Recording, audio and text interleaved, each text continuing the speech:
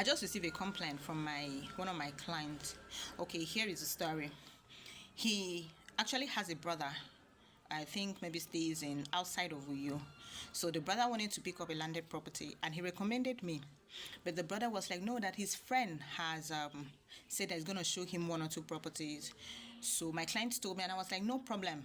So we don't start feeling, the friend doesn't start feeling that he's a betrayal of trust or something. So he worked with the friend. That's my client's brother worked with his friend.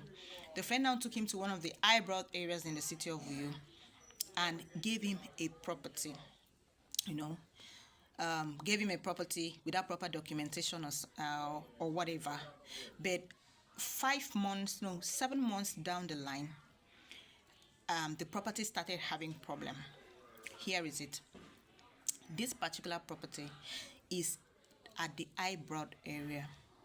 So when the property started having issues, my clients now put a call to me, asking me what he should do. Okay.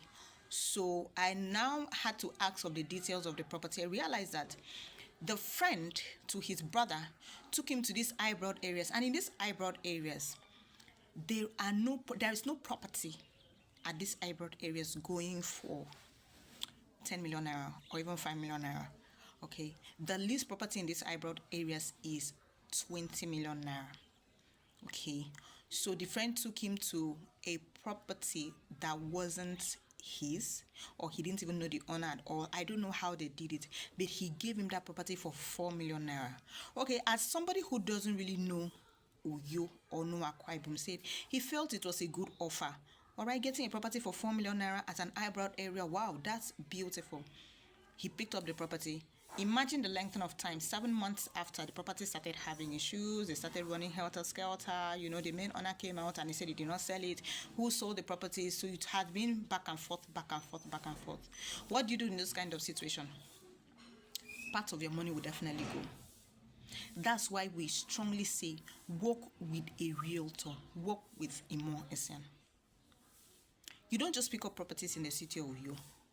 If you work with a realtor will do the verifications for you.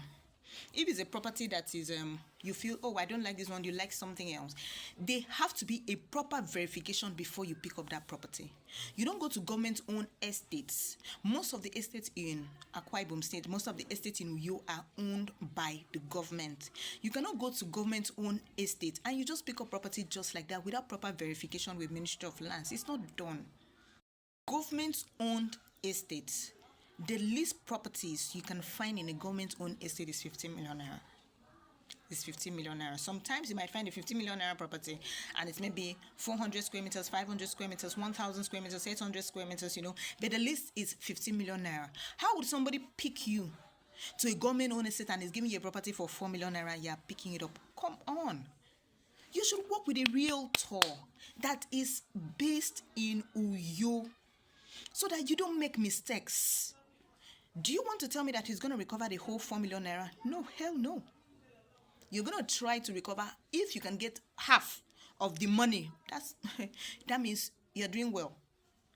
Imagine how many months after, 7 good months after, you're now telling somebody you paid 4 million naira to bring it out. The money is gone. So they might even manage to give you maybe 2 million naira or something, but definitely you're not going to get all your money. So that's why you work with a realtor so you don't start making mistakes.